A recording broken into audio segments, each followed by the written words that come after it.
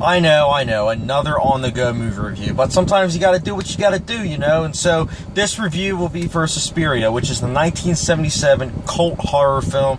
I hadn't really heard much about this film, honestly. How I first heard about it was actually the channel Deep Focus Lens. Her review of the film, I was convinced, I was like, I need to watch this. The problem was I couldn't really find it anywhere. I finally was able to find it, and so here I am, reviewing it.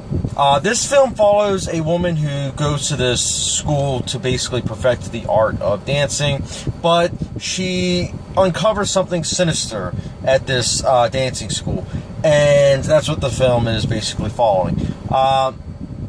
This is a film that shows, again, why what matters is how you tell the story, not necessarily the story itself, because, you know, you can have a story that's very predictable or has been done before, but if you have great direction, that doesn't matter. And the directing of this film is really good. The cinematography, the very lush pink, you know, blue, red, green hue colors, very, very fitting. It's a gorgeous film, which is interesting because it's a horror film. The score is hands down my favorite part of the film, though. I think it's done by a band called Goblin. Their score is excellent, easily one of the best scores I've heard in a horror film. And yeah, I know I just saw this film, but I have to say it because it truly is something unique and just overwhelming and bombastic. I loved it. It was just very overwhelming in the best of ways. This film is only 98 minutes, I think, too. It goes by really fast.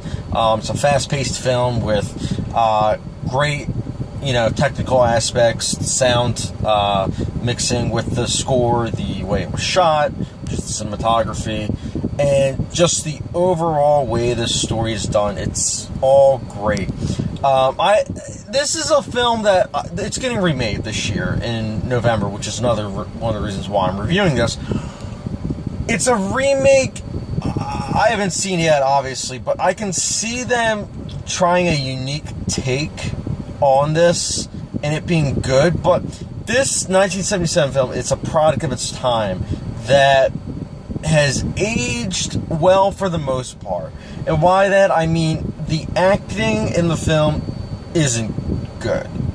It's very meh. Some of the dialogue is childish, but when you go behind the scenes, it makes sense because the director originally had in mind 12-year-olds, you know, to play the part. So the childish dialogue makes sense when you think about that. The problem is that they're not 12-year-olds; they're 20-something-year-olds. So 20-something-year-olds saying dialogue that was meant for a 12-year-old, it's kind of like, but also the acting itself, it's very wooden, which it's enjoyable to watch. But if you want to actually dig deep and look for flaws, that is a flaw of the film, because it is a flawed film. You also have, I'm a big fan of practical effects, but the blood effects in this film are not that convincing. It's obvious corn syrup, but it's also enjoyable for me. But again, there are just things where I'm like, will this hold up upon multiple viewings? Where I'm just like, okay, I know these are the flaws, but I'm enjoying them now, but when I see them multiple times, will it still be the case? And I don't know. But those are just the flaws that I was able to think of right away. But nonetheless, I still can't help but emphasize the fact that this film I really did enjoy. I thought it was a heck of a good film with great technical aspects, an overwhelming amount of entertainment value, and just a sense of audacity and ambitiousness that most directors wouldn't dream of. So props to Suspiria, which I will be giving a 4.5 out of 5-star rating.